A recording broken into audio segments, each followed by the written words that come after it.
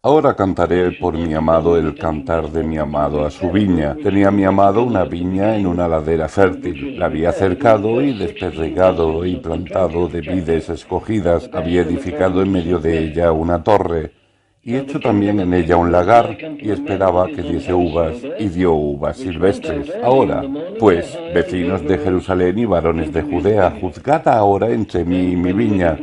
¿Qué más se podía hacer a mi viña que yo no haya hecho en ella? Como esperando yo a que diese uvas, ha dado uvas silvestres. Os mostraré, pues, ahora lo que haré yo a mi viña. Le quitaré su vallado y será consumida. Aportillaré su cerca y será hollada. Haré que quede desierta. No será podada ni cavada, y crecerán el cardo y los espinos. Y aun a las nubes mandaré que no derramen lluvia sobre ella. Ciertamente la viña de Jehová de los ejércitos es la casa de Israel, y los hombres de Judá, planta deliciosa suya. Esperaba juicio, y he aquí vileza; justicia, y he aquí clamor. Isaías 5, versículos del 1 al 7. Estas palabras, tal como nos dice el propio profeta, son un poema o una canción que habla del estado y la situación de los hijos de Israel en los tiempos en que Dios levantó a Isaías entre ellos para que les hablara. Ahora bien, los profetas eran hombres muy prácticos. No debemos concebirlos como literatos o poetas que elegían esa carrera porque disfrutaban haciendo ese tipo de cosas. No. Todos estos hombres nos dicen que habían recibido un llamamiento de Dios para entregar un mensaje a sus propios compatriotas. Ellos no querían hacerlo. De hecho, algunos nos dicen con toda honradez que se resistieron firmemente al llamamiento de Dios. Sabían que su mensaje no sería popular y no deseaban ser impopulares. No querían sufrir. No obstante, eran conscientes del llamamiento de Dios y, más aún, eran conscientes de que Dios les había entregado un mensaje. No es que hubieran observado el mundo y llegado a ciertas conclusiones, como puede alguien escribir un artículo periodístico o un libro en la actualidad, al advertir ciertas cosas y hacer observaciones que considera provechosas. Esa no era la situación de los profetas. En sus escritos dicen que todo lo han recibido de Dios. Dios les abrió los ojos, les dio entendimiento, los llamó y les ordenó que entregaran su mensaje, un mensaje que procedía de él e iba dirigido a su pueblo. Y esto es exactamente lo que hizo Isaías. Se dirigió a su nación y les dijo exactamente el motivo de que las cosas estuvieran como estaban, porque cuando escribió al pueblo, éste ya estaba atravesando dificultades. La nación, que había sido grande y poderosa, empezaba a caer en días malos. Las cosas se estaban torciendo y, por supuesto, había multitud de personas que se apresuraban a opinar al respecto. Dios comunicó, pues, su mensaje a través de este hombre que dijo: «Esta es la razón de vuestros problemas. Este es exactamente el porqué de las cosas que os están sucediendo».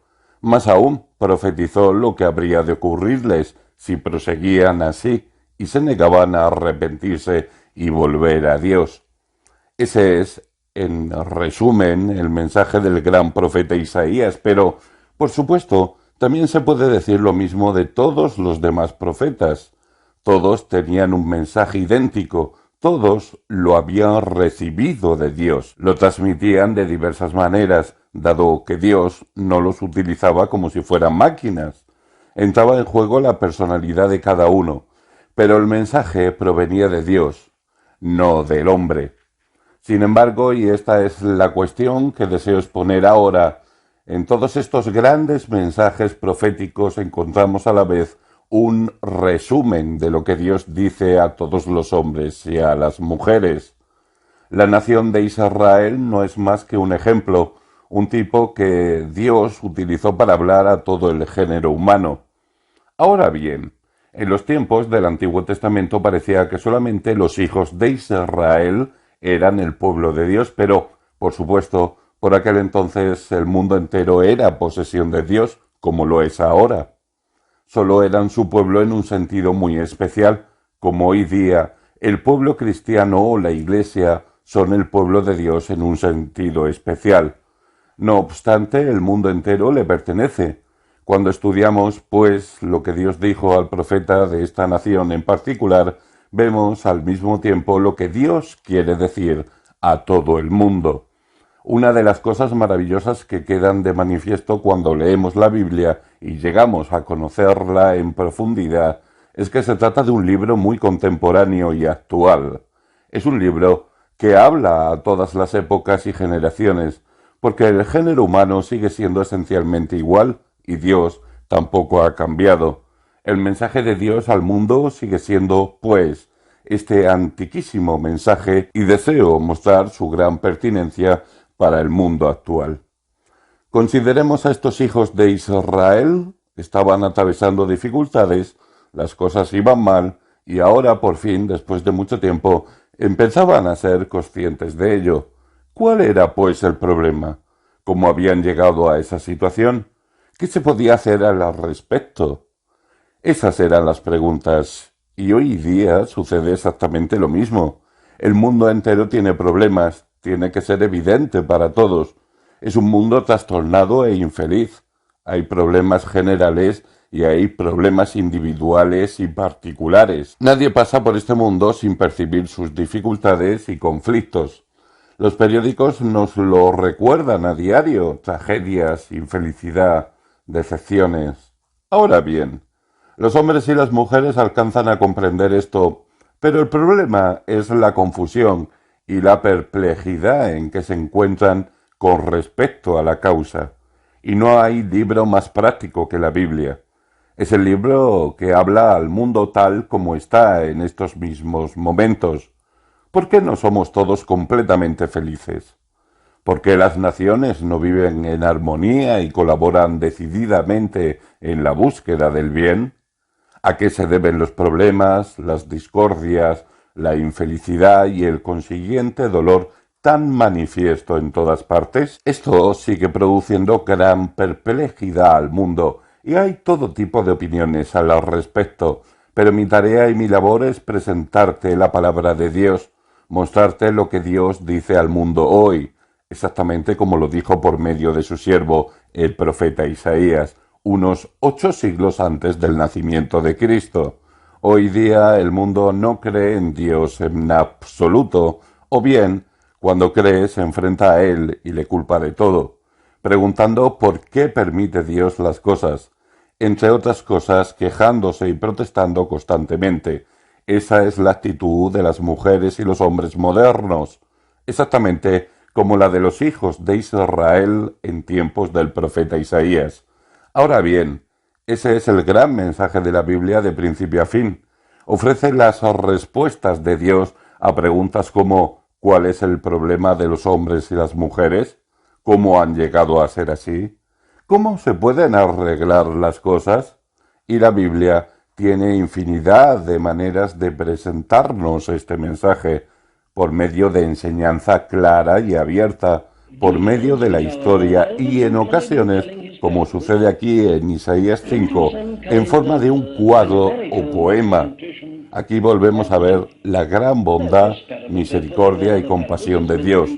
Todos somos distintos y una forma de presentar la verdad ayuda a unas personas mientras que otra forma diferente ayuda a otras. El mensaje se nos presenta, pues, de muchas maneras diferentes a fin de que todos podamos entender la verdad. Considerémosla, pues, tal como se nos presenta en este poema en particular. En otras palabras de su libro, Isaías presenta la verdad con claridad y franqueza. Pero aquí escribe un poema, pinta un cuadro, el de un hombre que tenía una viña. Eligió el mejor lugar que pudo en una colina fructífera con tierra fértil. La desperregó, la cercó con un muro de piedra y construyó una torre. Después plantó vides escogidas con la esperanza de que dieran buen fruto. Pero, por desgracia, en lugar de obtener una cosecha de uvas dulces y jugosas, no se encontró más que con uvas silvestres. Isaías explica aquí el motivo de que esto sucediera y proclama las medidas que adoptaría ese hombre. Entonces, después de pintar este cuadro, de escribir este poema, Isaías mismo muestra su aplicación y dice: ciertamente la viña de Jehová de los ejércitos es la casa de Israel, y los hombres de Judá, planta deliciosa suya. Esperaba juicio, y he aquí vileza, justicia, y he aquí clamor. Permíteseme mostrar, pues, que este poema representa a la perfección el gran mensaje de la Biblia con respecto a toda la raza humana. Este es el mensaje del Evangelio cristiano, de la salvación de Dios para el mundo actual, y no hay nada que sea tan apremiante como esto. Aquí, en un poema, el profeta nos ha pintado en primer lugar un gran cuadro general. Entrará en detalles más adelante, a fin de que veamos cómo son los hombres y las mujeres y el motivo de que sean así. Asimismo, Isaías nos muestra las consecuencias y la única esperanza que hay de escapar de ellas y hallar liberación. ¿Cuál es el problema del mundo? ¿Por qué son las cosas como son? La Biblia siempre nos ofrece la misma respuesta de principio a fin. Primero, los hombres y las mujeres tienen problemas en última instancia porque no conocen la verdad con respecto a ellos mismos ni la creerán. Ahora bien, por supuesto, eso choca con la mentalidad moderna, que lo considera algo casi ridículo, porque de lo que presumimos orgullosos es de que sabemos mucho más que todos los que nos precedieron. La gente habla neciamente de los nuevos conocimientos que tenemos de la naturaleza humana como resultado de las investigaciones de Freud, etcétera, etcétera. Todas esas teorías que caracterizaron al siglo XX. Pero lo cierto en cuanto a este asunto es que el principal problema de los hombres y las mujeres es que siguen en la más espantosa ignorancia con respecto a ellos mismos. Ese fue siempre el principal problema de los hijos de Israel. Aquí tenemos a una nación que Dios había apartado para sí. Había otras naciones en el mundo, pero en un momento dado, Dios tomó a un hombre llamado Abraham, que vivía en Ur de los Caldeos, y lo eligió.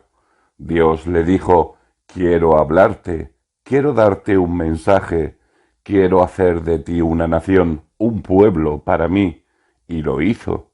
La nación de Israel era, pues, muy distinta de cualquier otra, pero su problema fue siempre que no entendió esa verdad.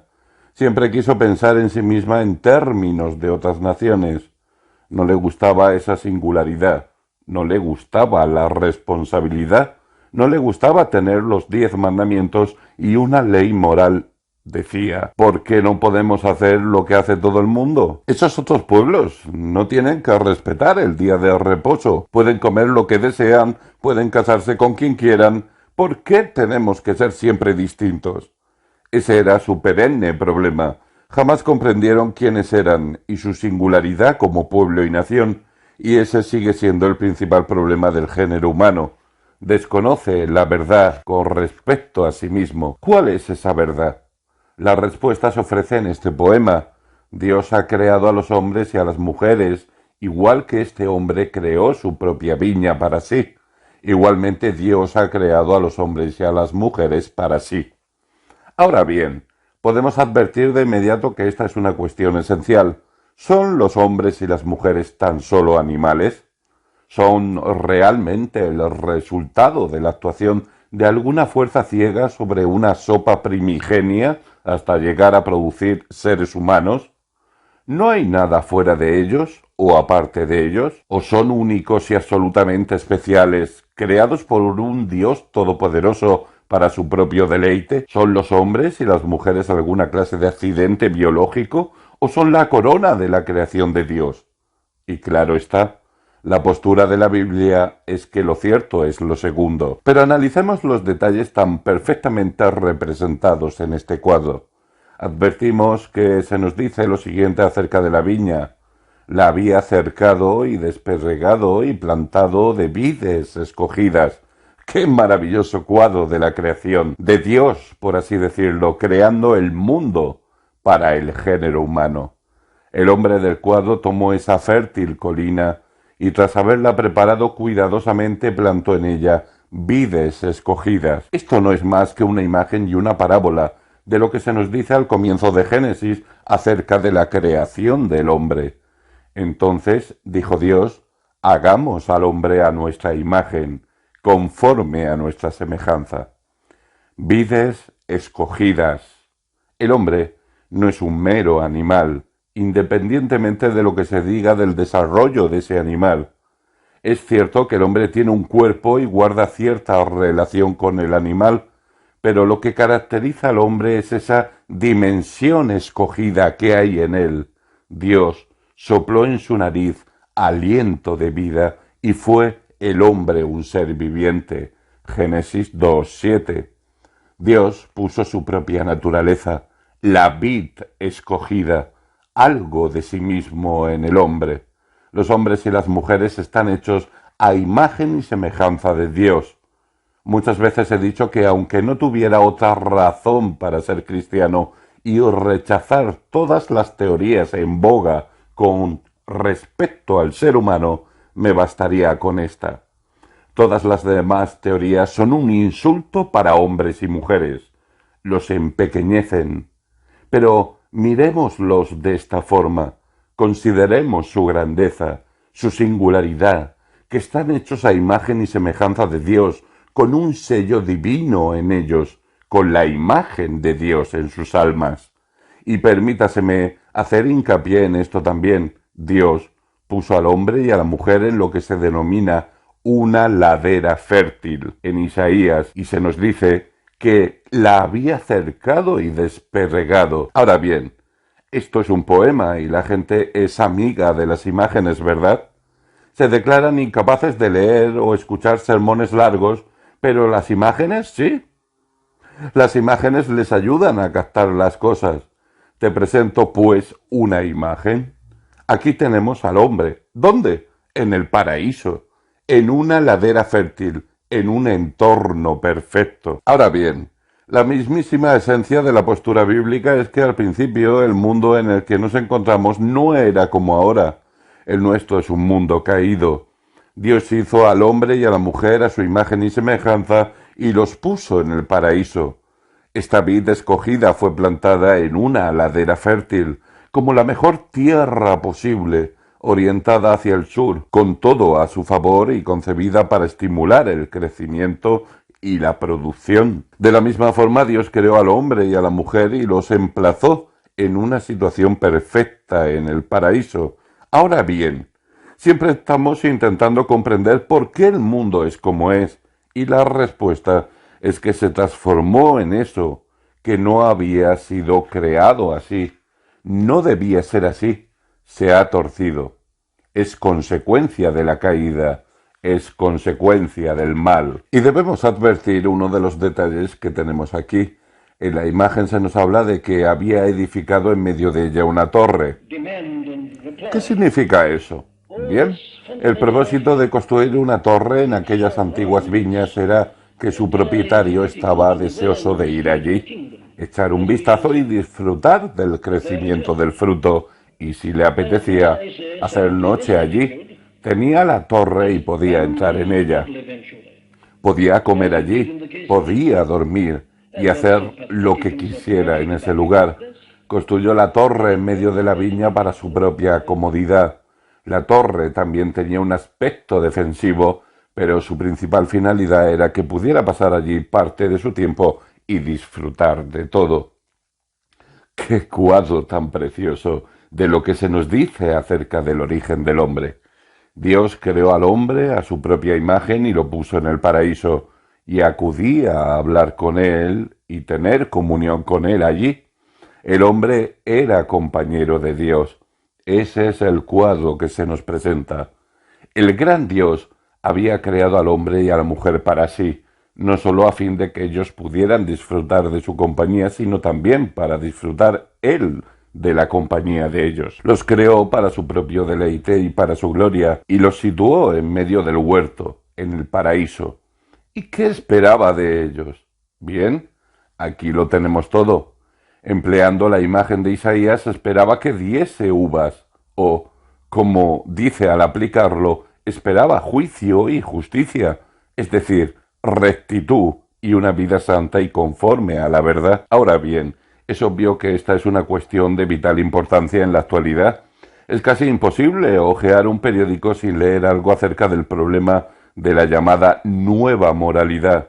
De modo que toda la cuestión que se plantea al mundo moderno es ¿qué es la moralidad? ¿Cómo debemos vivir? En la actualidad se cuestionan algunas de las reglas esenciales para la vida. ¿Es sagrado el matrimonio? ¿Es algo vinculante o no? ¿Existe la lealtad o no? Y no se pueden plantear todas esas preguntas sin plantear la pregunta fundamental de qué son los hombres y las mujeres. ¿Son animales, a fin de cuentas? ¿Debemos esperar que se comporten como los animales en la granja o en la jungla? En la naturaleza hay promiscuidad, ¿no es así? ¿Está bien entonces en los seres humanos? Bueno, si son animales, ¿por qué no? La respuesta a todo esto se halla en la respuesta bíblica a la pregunta de qué son los hombres y las mujeres. Y cuando comprendemos lo que son, formulamos la segunda pregunta: ¿qué deben hacer? ¿Cómo deben vivir? La respuesta es muy clara. Es obvio que Dios, al crearlos a su propia imagen, esperaba ciertas cosas de ellos. Los hizo señores de la creación y esperaba, pues, que vivieran de forma distinta al resto de la creación. Los animales viven según sus instintos y los obedecen. Eso está bien, son animales. No se nos ocurriría castigar o reconvenir a un animal porque se comporte desenfrenada y promiscuamente. No tiene nada de malo. Pero esperamos que un hombre o una mujer vivan así. No. Él esperaba juicio, esperaba justicia, esperaba rectitud. Este es el enfoque bíblico de los hombres y las mujeres que, al haber sido creados a imagen y semejanza de Dios, son responsables ante Dios. Deben vivir en concordancia con cierto patrón, deben honrar la ley de Dios, deben ser compañeros de Dios. Eso es lo que Dios esperaba de nosotros. Espera que seamos justos, que seamos disciplinados, que tengamos mesura y pureza, que reflejemos parte de su gloria, que seamos dueños de nuestras facultades en lugar de estar gobernados por ellas. Eso es lo que Dios espera, juicio y justicia.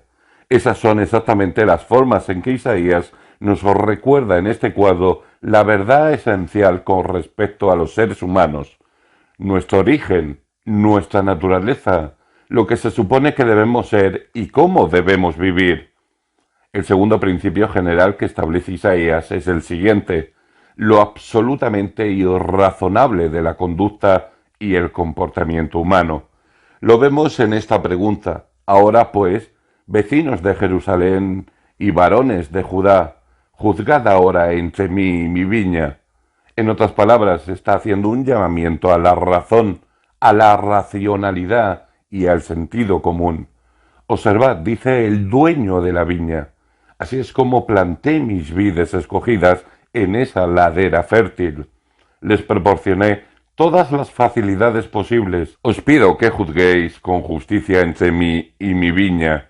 Venid, erigíos en jurado, dad vuestro veredicto con respecto al comportamiento de esta viña. Y ese es justamente otro gran argumento de la Biblia: lo absolutamente irrazonables que son los hombres y las mujeres en sus vidas y en su pecado. Consideremos la forma en que han vivido y se han comportado y cómo se comportan en la actualidad. ¿Cuál es la causa esencial de todos sus males? Aquí está resumida en una sola palabra: la desobediencia, la rebelión. Y quiero mostrarte lo absolutamente irrazonable que es todo ello. Aquí tenemos a un hombre y una mujer creados a imagen de Dios y situados en un entorno perfecto, con una vida ideal de comunión con Dios, destinados a disfrutar de esa vida de justicia y santidad. ¿Y qué es lo que han hecho? Han despreciado abiertamente la ley de Dios, se han rebelado contra ella, le han dado la espalda y han ido en sentido contrario. Ahora bien, eso es irrazonable por el siguiente motivo. ¿Qué tiene de malo el camino de Dios ¿Qué tiene de malo lo que Dios espera de los hombres y las mujeres? ¿Por qué las personas viven sin Dios? ¿Por qué se creen más listas al incumplir las leyes de Dios, despreciar lo sagrado y hacer caso omiso de la enseñanza del Señor Jesucristo? ¿Por qué lo hacen? Permítaseme expresarlo de esta forma. ¿Cómo se puede justificar la vida impía? Dicho en forma positiva, ¿qué tienen de malo las exigencias de Dios? Esperaba juicio y justicia. ¿Qué tiene eso de malo? Dime, haciendo uso de la razón, ¿qué objeciones puedes poner a los 10 mandamientos? Consideremos los 4 primeros. Adora a Dios y solamente a Él. No te inclines ante imágenes. ¿Tiene eso algo de malo? ¿Por qué motivo habrían de querer inclinarse las personas ante una imagen? No tomarás el nombre de Jehová tu Dios en vano. ¿Por qué poner objeciones a eso? Acuérdate del día de reposo para santificarlo. ¿Qué tiene de malo respetar el día de reposo? Hasta los médicos dicen que es bueno descansar un día de cada 7. ¿Por qué no cultivar la mente y el espíritu y pensar en la eternidad? ¿Qué objeción se puede poner a eso? Pero pasamos a los 6 últimos, a los mandamientos prácticos. No matarás. ¿Qué objeción se puede poner a eso? ¿Es razonable desear matar? No hurtarás. ¿Acaso eso es irrazonable? ¿Lo razonable es hurtar, arrebatarle a los demás sus pertenencias y propiedades? Honra a tu padre y a tu madre. Viniste al mundo gracias a ellos y se preocuparon por ti. Renunciaron a noches de descanso por ti. No había nada que no hicieran por ti. Te dieron todo su amor. ¿Es irrazonable pedirte que los honres? Lo expreso como dice este hombre. Ahora, pues, vecinos de Jerusalén y varones de Judá, juzgad ahora entre mí y mi viña. ¿Qué tiene de irrazonable lo que exige Dios en los 10 mandamientos? No cometerás adulterio. ¿Es irrazonable pedir a las personas que cumplan sus votos y compromisos matrimoniales? ¿Es una equivocación pedirles que se refrenen un poco? ¿Es una equivocación pedir a un hombre que no codicie la esposa de otro hombre y que no entristezca a su familia y siembre ruptura y destrucción? ¿Es eso irrazonable? Afrontémoslo. Y lo mismo pasa con todas las demás exigencias de Dios. Esperaba juicio y justicia, los 10 mandamientos, la ley moral, el sermón del monte. ¿Qué tienen de malo? ¿Te das cuenta de que si todo el mundo respetara los 10 mandamientos y el sermón del monte, no habría riesgo de guerras? Se detendría la carrera de armamentos y no habría tensión internacional alguna. Y no tendríamos todos los problemas morales que afrontamos en la actualidad, ni sería necesaria la constitución de todas esas comisiones de investigación, ni habría tal ruptura de la vida matrimonial y familiar, con toda la desdicha y tristeza que conllevan.